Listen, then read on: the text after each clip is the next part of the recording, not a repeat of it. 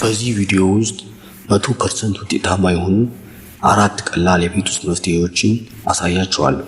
በጣም ቀላልና የሚተገበሩ ናቸው። ሰላም ጤና ይስጥልኝ የጤና ላይፍ ቤተሰቦች እንዴት ናቸው? ዛሬ በተፈጥሮ መንገድ በቤቱ ውስጥ ሆነው ሊሞክሯቸው የሚችሏቸው አራት ምርጥ መፍትሄዎችን ይዤላችሁ መጥቻለሁ። እነዚህ መፍትሄዎች እኔ ራሴ በተለያየ ጊዜ የሞከርኳቸውና ፈጣን እፎይታ የሰጡኝ ናቸው። ይህንን ቪዲዮ ከተመለከቱ በኋላ የሆድ ቁርጠቱን በፍጥነትና በተፈጥሮ መንገድ ማስታገስ ይችላሉ። ለቻናሉ አዲስ ከሆናችሁ ቻናሉን ሰብስክራይብ እና ላይክ አድርጋችሁ ጀምሩት። አሁን ቀጥታ ወደ ጉዳያችን እንገባለን።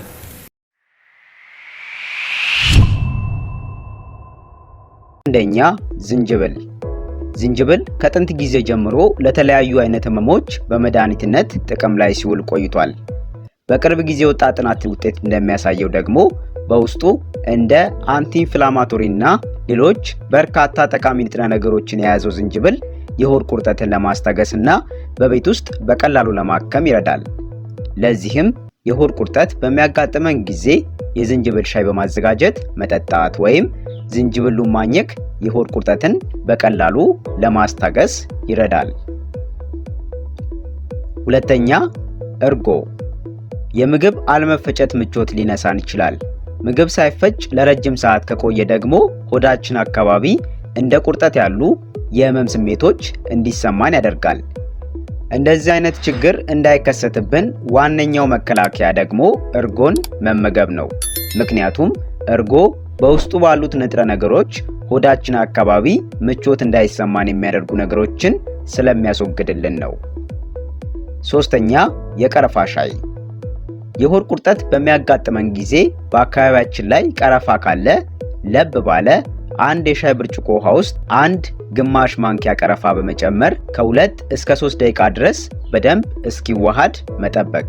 በመጨረሻም ውህዱን እንደ ሻይ መጠጣት የሚመከር ሲሆን የሆድ ቁርጠት በሚያጋጥመን ጊዜ ይህንን መንገድ መጠቀም ህመሙን ለማስታገስ አይነተኛ መፍትሄ ነው። አራተኛ፣ የተጠበሰ ዳቦ የሆድ ቁርጠት ከምግብ መመረዝ ወይም ከአልኮል ጋር ተያይዞ ከተከሰተብን የተጠበሰ ዳቦ መመገብ ጥሩ ነው። ምክንያቱም የተጠበሰ ዳቦ በውስጣችን ያለ መርዛማ ነገሮችን በመቀነስ የሰውነት መቆጣትን ስለሚከላከልልን ነው። እነዚህ ተፈጥሯዊ አማራጮች በመጠቀም በቀላሉ የሆድ ቁርጠትን ማስታገስና ማከም የሚቻል ሲሆን ህመሙ ግን ከዚህ ባስ ካለና እየተደጋገመ ከተከሰተ ወደ ጤና ተቋም በመሄድ ተገቢውን ምርመራ ማድረግ ይገባል። እንግዲህ ውድ ተመልካቾቼ እነዚህን አራት ቀላል የተፈጥሮ መፍትሄዎች በመጠቀም የሆድ ቁርጠትን በቀላሉ ማስታገስ እንደምትችሉ ተስፋ አደርጋለሁ። ከእንግዲህ የሆድ ቁርጠት ህይወታችሁን እንዳይቆጣጠረው አይፍቀዱ። እነዚህን መፍትሄዎች ይሞክሩና ውጤቱን በኮሜንት ላይ ያሳውቁኝ። ይህ ቪዲዮ ጠቃሚ እንደነበር ከተሰማዎት ላይክ በማድረግና ለሌሎችም ሼር በማድረግ አይርሱ።